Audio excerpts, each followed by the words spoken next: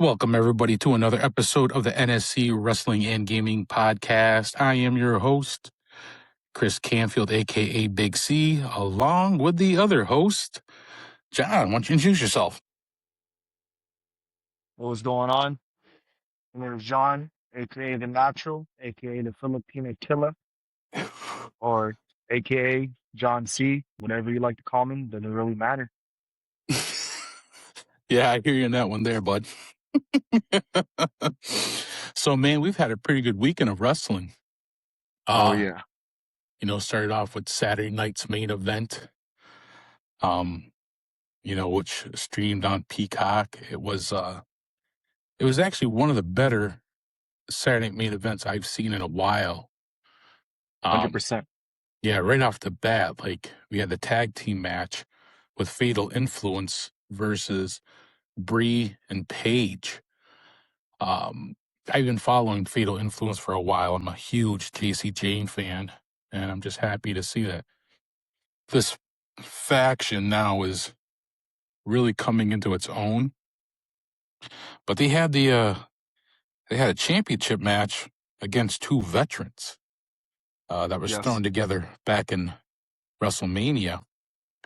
And they've held that title for quite some time. I didn't think that they would lose it, especially to the two newcomers, Fallon Henley and Lainey Reed. But, as we all know in the face of wrestling, it was one hell of a match. We had a little blood on there.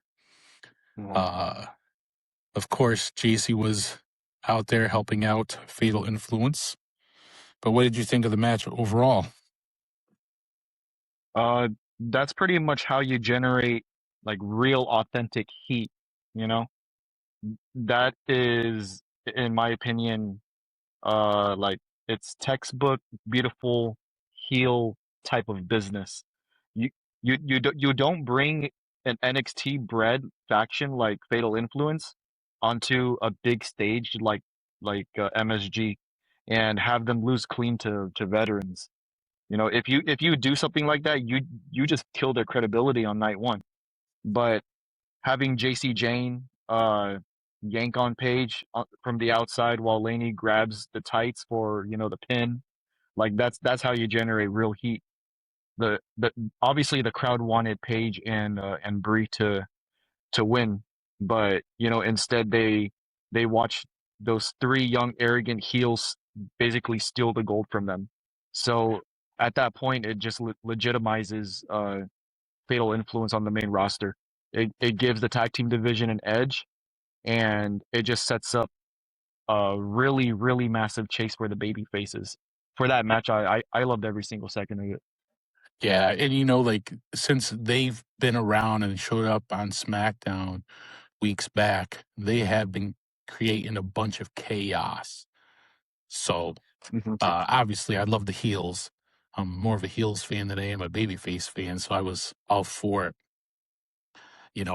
And looking at how much they have progressed from the NXT days to now being on the main roster, like I am really thrilled to see where this ends up at. And now we have to get a title for JC. Mhm. What do you think? You think she's gonna be going after a little Tiffy time and getting that United States title? Uh, I think it's kind of hard to tell. I feel like maybe for a while she's going to be just like the third person, and then maybe later on she's going to get her push. Uh, I was I was too busy thinking that there was no way that Paige and Brie were gonna drop those belts on a broadcast like that, like main event. But Yeah. I guess WWE pulled the trigger on that one. Well, they could probably Win defend it them back. under the Freeboard rules. Oh yeah. Oh yeah, that's true. Yeah, Um, I don't know if they did that with the New Day, did they? they did. They did, right? Yes, they Yeah. did. I feel like they could do that with them too, so that all three of them can stay at the same level of relevancy and not just one person is behind the next. Yeah, see that's the thing. You'd hate to see this kind of heat start this, go away, especially if only two of them are out there all the time. But if you have three of them, which you don't know who you're going to face, then I think they did that recently too now with the Vision, because when Logan Paul got injured, Braun Breaker stood right in there and took that title, started defending Oh it yeah. with Austin Theory. Oh, yeah, I remember that. Yeah, then that seems logical then if they do it like that. Well, I would hope so. If not, then the singles title run would be just as fine. Yeah. Oh, I could see that happening eventually with JC. I mean, she's she has the look. She definitely has the mic skills. People just absolutely dislike her so much. Yeah, That's you can tell. you could definitely tell.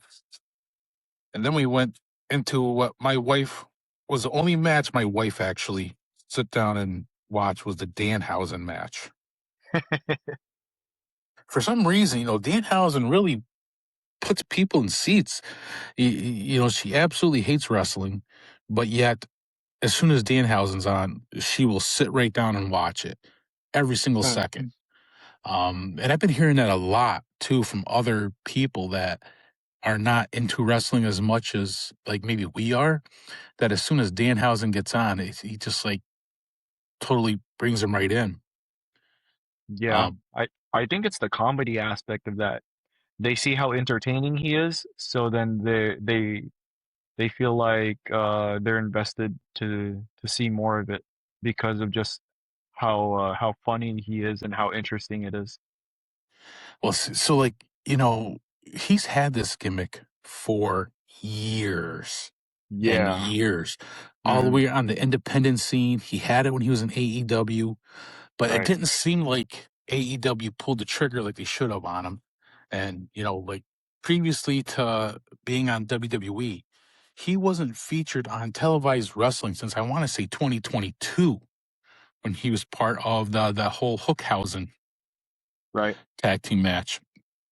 So like I'm so thrilled for him.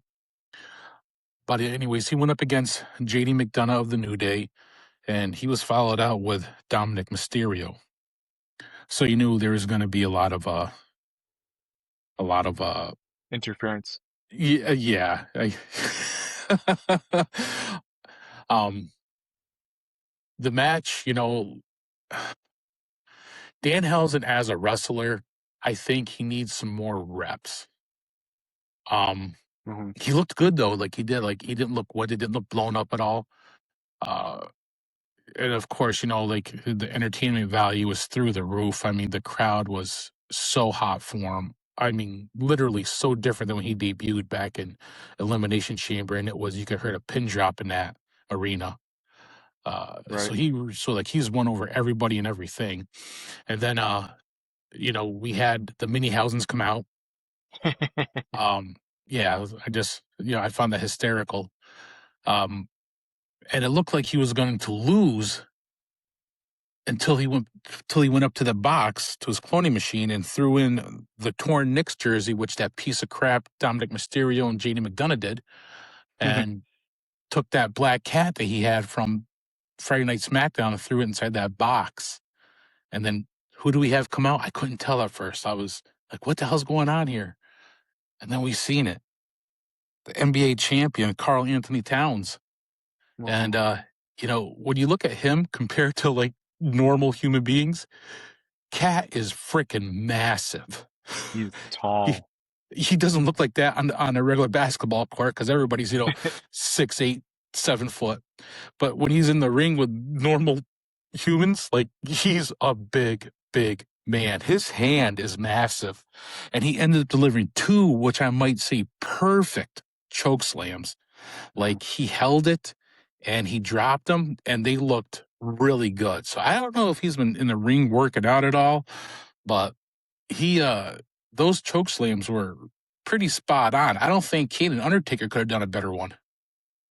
Yeah, considering the size of his hand, I think the chokeslam is a perfect finisher for him. Absolutely. So what do you think of that match overall? Uh, so let's let's talk about the business of pop culture. in pro wrestling in general. Madison Square Garden is it's not just another arena, right? It's Madison That's Square Garden. It's it, it, the home of the Knicks. yeah, it's the So Mecca.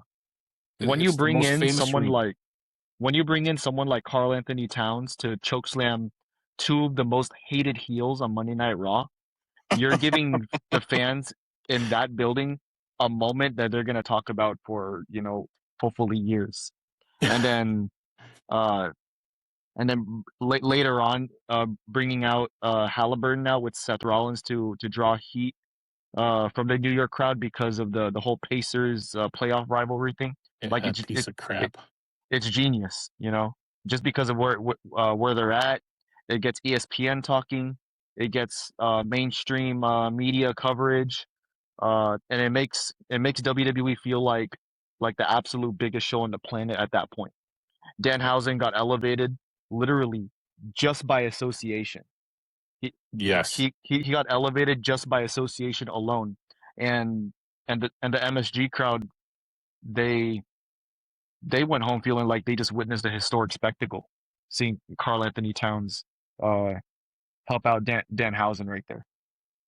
Yeah, I mean, like to your point, bringing out Halliburton in that environment, I'm surprised someone didn't jump over top there and start stabbing him because I know that was my thought when I was watching it happen. I still have hatred for that man. Hatred. I was hoping when he was walking, he would tear his Achilles again and just fall on the ground. Well, the way that you're feeling, that's how you know that WWE is doing their job correctly right now. 110%. It was a perfect mismatch of everything that happened there. Um, obviously Danhausen came out with the win and had a little celebration there at the end. So I was pretty stoked about all of that. And then we went into the next match. Lyra versus Bailey. Um, Lyra with the turn that happened a few weeks ago after they came up unsuccessful against the tag team champions, Brienne Page, turning on Bailey, laying a whooping on her, and then coming out the following week and mentioning and explaining why she did what she did to Bailey. My heart feels for Bailey.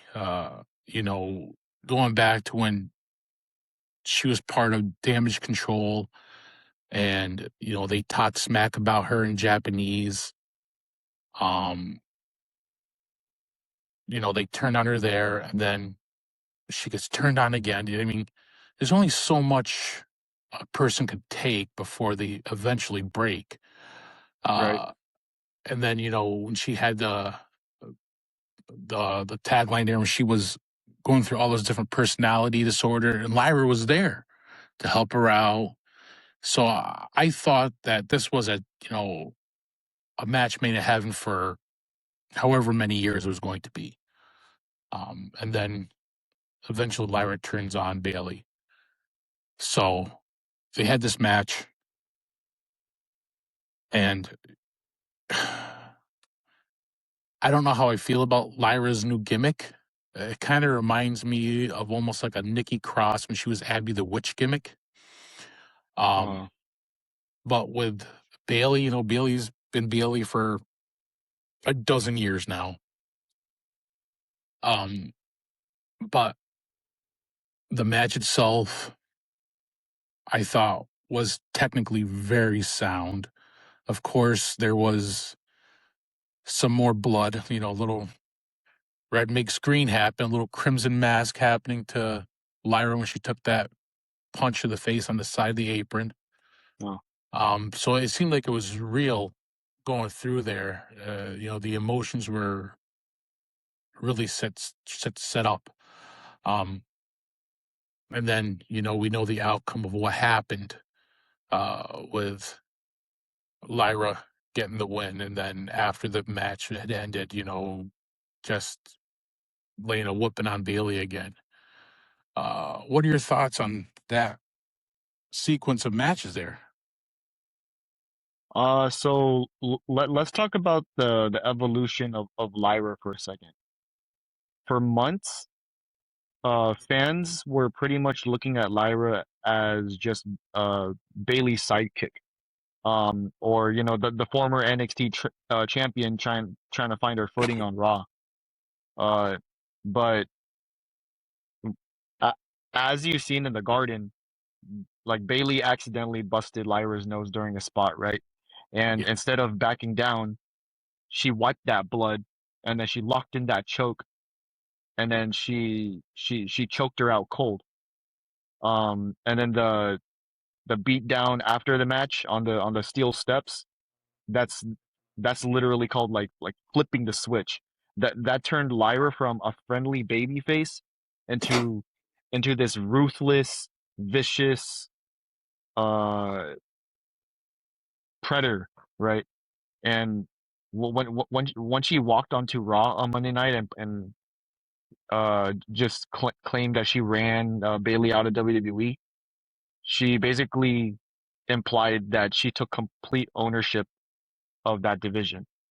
So you look at the business behind it, right? Uh, there, uh, there's rumors reporting that Bailey's contract is up in the air right now toward the end of the year.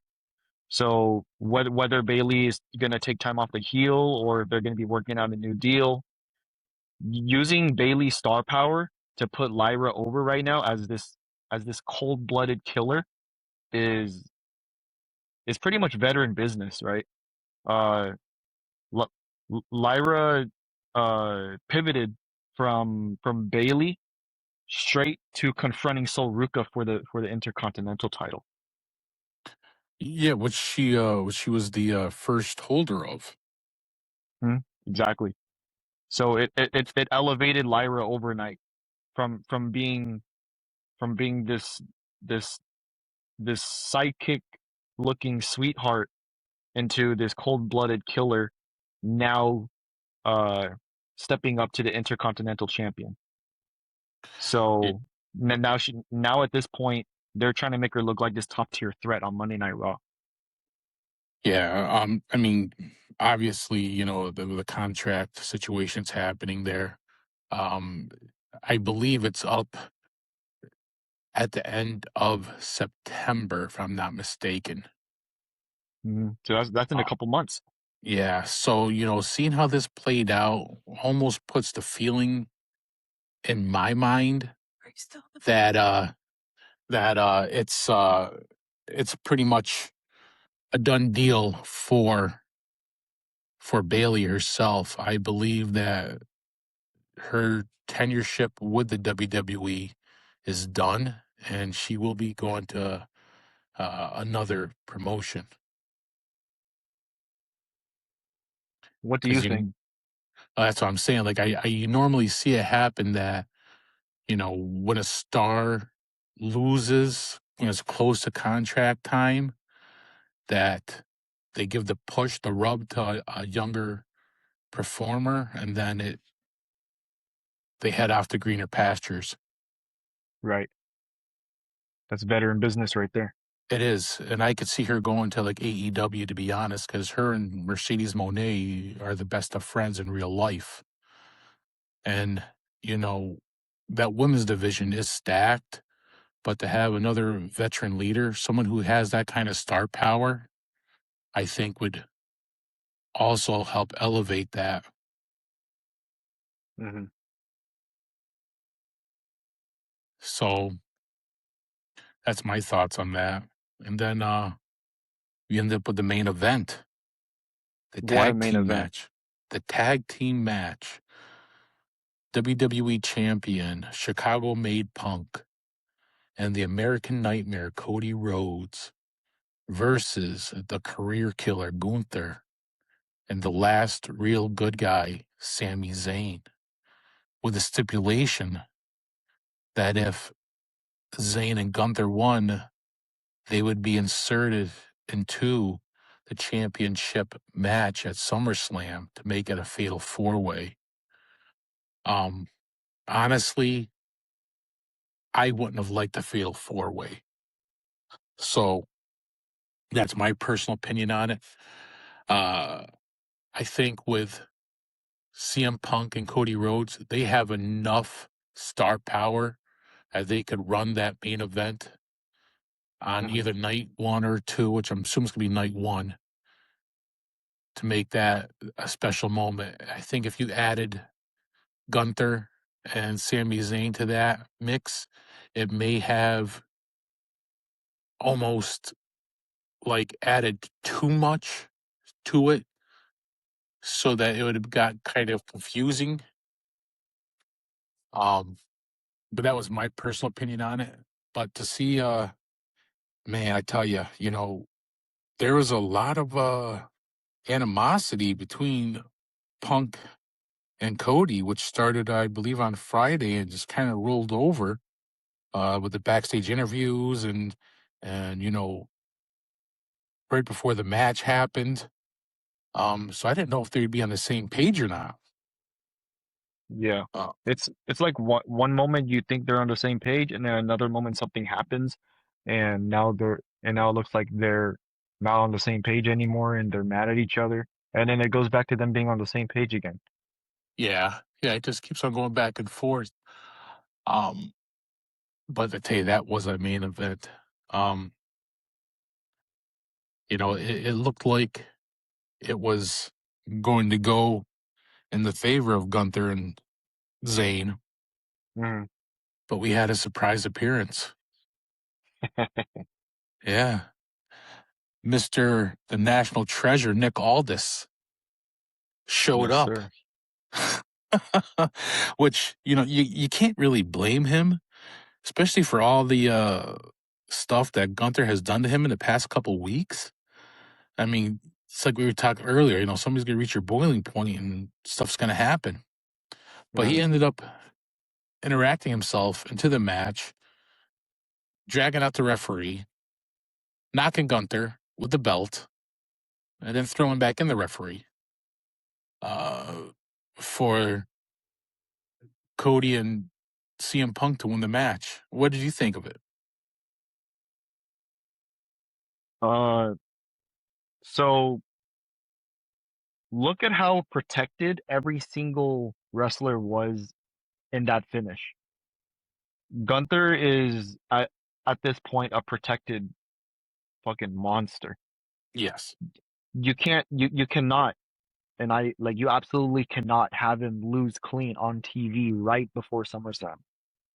So how do you protect him while giving the crowd a massive finish? You have an authority figure like Nick Aldis, who Gunther pushed to the limit. You have someone like him come out and just pretty much level him with the with the belt, which is, just in case we've forgotten, it's pure steel. And it gives Gunther an excuse. I lost because of that piece of shit. It lets CM Punk hit the GTS, so the fans are sent home happy, and it leaves Cody Rhodes standing there looking at Punk holding the belt that he never lost, which generates heat. So it adds another layer of storytelling without hurting anyone's momentum. And True. that's how you execute a big time main event on any show, let alone Saturday night's main event. Yes. Yeah. And then we had something happen at the end as they were celebrating.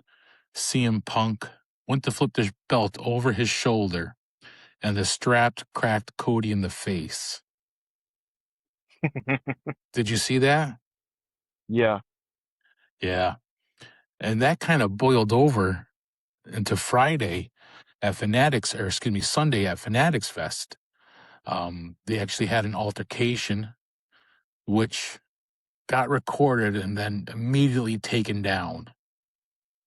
Um, you thinking that was a work? Uh, in the beginning, when I first saw it, it looked like it was a work. Uh, because in my mind, I was thinking like, there is no way that Punk did not know that the belt was gonna hit him when he knew that he was that close to him. And especially with how fast he walked out of the ring and into the ramp right after he hit him with it. Uh, Either it was a work or CM Punk is just really good at it. You know what I mean? Yeah. Uh, Yeah.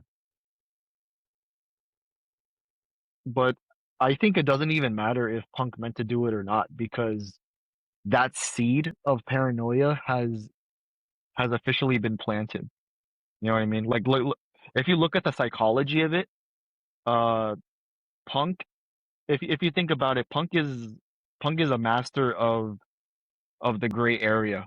He can sling that title over his shoulder. He can get Cody in the eye, and he can play a completely innocent victim. And he can be like, "Oh, hey man, my bad. I didn't see you standing there." Right? But Cody, Cody's gonna come. Cody is coming off losing his title, getting laid out by Gunther, and now he's watching Punk pretty much sit on his throne holding his fucking belt. So Cody is already sensitive. And then getting hit with the belt that he lost. So uh whether whether Punk hit him with that belt on purpose or by accident, I think it served its exact purpose in the business. It Oh, it it broke the babyface unity between the two. It turned a respectful rivalry between Cody and Punk into an intense psychological war that is also personal. yes. So Cody Yeah. thinks that Punk is playing him dirty, and Punk thinks that Cody is losing his mind with all this jealousy. And I think that's how you generate heat for uh for a stadium main event at a SummerSlam. 100%. I mean, I kind of wish they would have played I know there's no way in hell they would, but I kind of wish they would have played a little bit on the AEW aspect of it because as Cody was leaving, Punk was coming in. Um, something could have been said like, "Oh, you ducked me in AEW. You actually left before I got there because you knew I was going to whip your ass," or whatever the case may be. But yeah, SummerSlam is looking to be uh, a better showing than what it would have been a few weeks ago. Right. And then, so like that was and then after all the wrestling happened, we had the OTC show up with the MVP, Roman Reigns and Jalen Brunson come down to the ring, which we knew that they were going to be there. I figured it would open the show, but it ended it. They were Roman Reigns presenting Jalen Brunson with a title for him.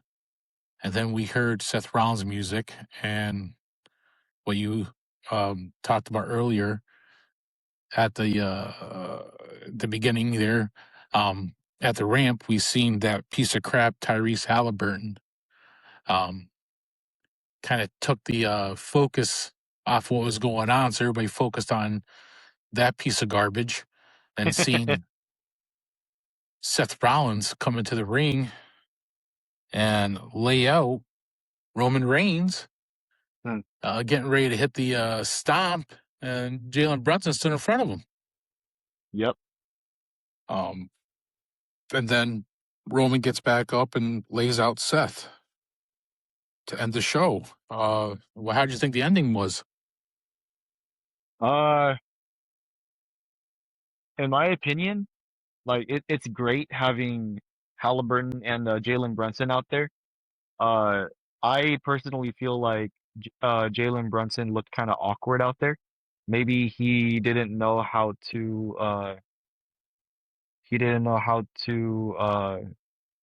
to look or what to do because for most of the time uh he was just standing there and he was just looking. and he kind of looked like this boss, this big boss, like he just Yeah. standing there, and then at the end he lifts up the belt, and but he doesn't. I don't think he smiles, or I don't think he does anything that's like athletic. He just stands there, and I feel like maybe he was kind of nervous, uh, because he was in front of a whole WWE crowd in Madison Square Garden, even though that is a Knicks territory. Um, Madison Square Garden is the world's most famous arena, right? It And is. New York basketball is red hot right now because of the Knicks win. So Can't be any hotter. you take someone like Jalen Brunson, the guy who basically led the Knicks to a championship, uh, and you align him with Roman Reigns, so that makes Roman look like he is like the king of New York also. And and then what does WWE do? They bring in Tyrese Halliburton, the the quote unquote villain who eliminated the Knicks in the playoffs, uh, side by side with Seth Rollins, who is Roman's opponent at SummerSlam. So the crowd heat in the Garden when Halliburton handed Seth that chair was it looked like it was nuclear power at that point. Uh, Yeah. because of the rivalry between the Pacers and the Knicks. Uh, Seth looked like he was about to put Roman's head through that steel chair with the curb stomp. Until Jalen Brunson stepped right in the middle. So uh, I think he said like not here, or like not in my town or something like that, right? Not in my Yes. house. Not in my house. So he gave Roman just enough time to recover, land that Superman punch, and then the spear, sending Seth and Halliburton running back up the ramp. So pretty much that is how WWE uses mainstream sports stars in pro wrestling, and that is how you use them in pro wrestling. You don't make them look foolish, like how Vince McMahon did in the early 2010s with literally any celebrity. Uh, Yeah. and you don't compromise your wrestlers when you do that. You use that real life NBA rivalry to amplify the heat between Roman Reigns and Seth Rollins. They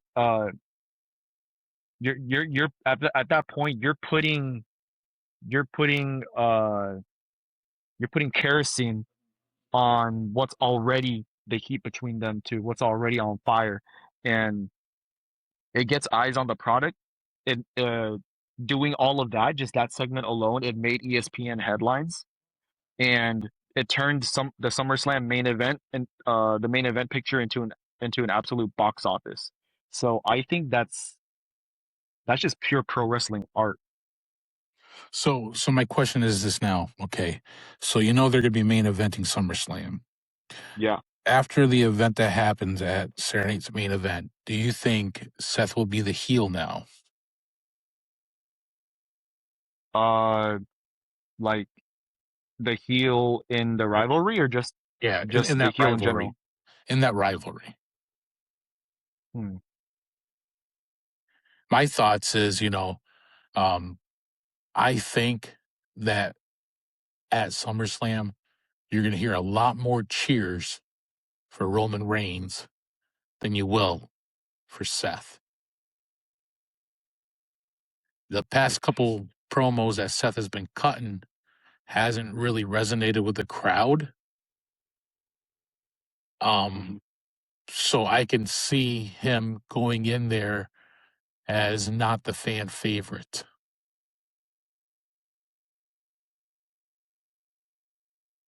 But then you gotta think, if Roman doesn't do this cleanly and he does have outside help from the bloodline, where will that turn? Right. Um, So if you think about uh Seth's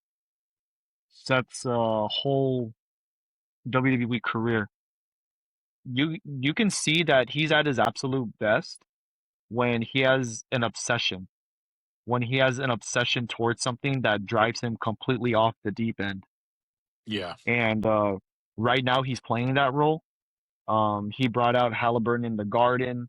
He's taking shots at Roman, but at the same time, he's still soaking in the "Burn It Down" sing-alongs from the fans with his theme song. Yep. Uh, but if Seth loses to Roman again, or if Roman cements his spot at the top of the mountain, Seth's brain is going to snap. He's not he's not going to handle playing second fiddle to Roman or Cody Rhodes in the WWE at the at the standpoint that he's in right now. You got you got Solo Sikoa already trying to tempt him on Raw, you know, dangling a fucking carrot off, like he's like it's like he's like dangling a carrot in his face, trying hoping that Seth will get it. Yeah. Uh, if Seth loses to Roman, or if he uses any desperate, dirty tactic to win, he he will most likely pivot into this maniac, this heel mastermind persona. The Vision kicked him out months ago, so he doesn't have a faction backing him up right now. But becoming this ruthless, bitter heel, uh, it gives him a completely fresh target list on Raw. So he can go after guys like LA Knight. He can go after guys like CM Punk. Or he can even turn on the fans for abandoning him. So, so uh, to answer your question, I think, yeah. I think that the heel turn after SummerSlam isn't just likely, but I think it's best for business Yeah. if it happens after the match. I can see I could definitely see that happening. Um I would hope that while I do like Roman Reigns as champ, because he always, he's money. That's what he is. Yeah. But I can see Seth winning this one-on-one matchup, and Roman taking a break, because a few months ago Roman said that he would be in through the summer. And SummerSlam is pretty much the end of the summertime. Mhm. So There's I a could reason why see, he said summer. yes, exactly. So you see what I'm getting at then. Yeah. Um, I could see him taking a break, maybe do a movie, maybe spend time with his family, whatever it is he needs. Seth have the title, and then hopefully we can get a push for LA Knight to go after Seth and get a title opportunity. Yeah, finally. Hopefully, finally. Yeah, yeah, absolutely. Earlier, when you mentioned Danhausen having that character for many years, but not many of the fans were following it up until the time he joined WWE. Hmm. I think LA Knight is about the same way. Oh Uh, yeah, how many back when years has he been doing the Eli Drake thing? It was way he back did the in TNA, TNA. yeah, He did, he I don't did he also do that in NWA? he did. He had Eli Drake all the way up till he was in NXT, and then he became Max Dupree. Yeah. Yeah, and And then and he went back to LA Knight after Vince left. correct. Uh, so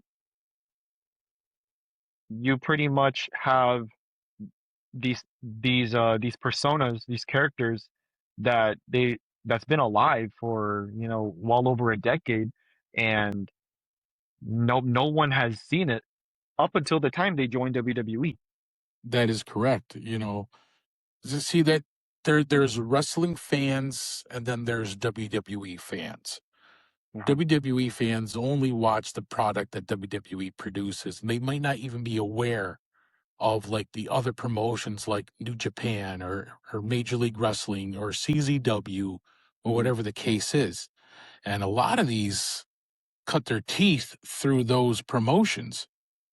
Um, you know, Eli Drake being one of them, Ethan Page being another one. They've been doing this for such a long time that they have a fan base that has followed them, which is Hmm. why I always found that weird that once you have a brand that has been established and has been as successful as it is, why would you remove that brand name because you signed with a promotion? Perfect example, look at Mason Rooks. He was Will Cruz forever, evil, Hmm. in New Japan. And now he's Nakaraku or some crap like that. To me, he's evil. He'll always be evil. He's always going to be evil. Yeah. Yeah, like you could change the name, but you can't change the person. Right. So that's a thing I never understood. You already have an established brand, established people who know this brand. You know, they're going to tune in, and then you keep that brand name, and then other people who watch the product, who only specifically watch whatever the product is, can fall into that. But you still have that core group. Exactly. Yep. Yeah. So Saturday's main event was to me a success, and it sounds like you really enjoyed it also. Yeah. I uh I had a blast watching that, to be honest. In a couple matches, I was on my feet. That's awesome. All right. That is awesome. Um,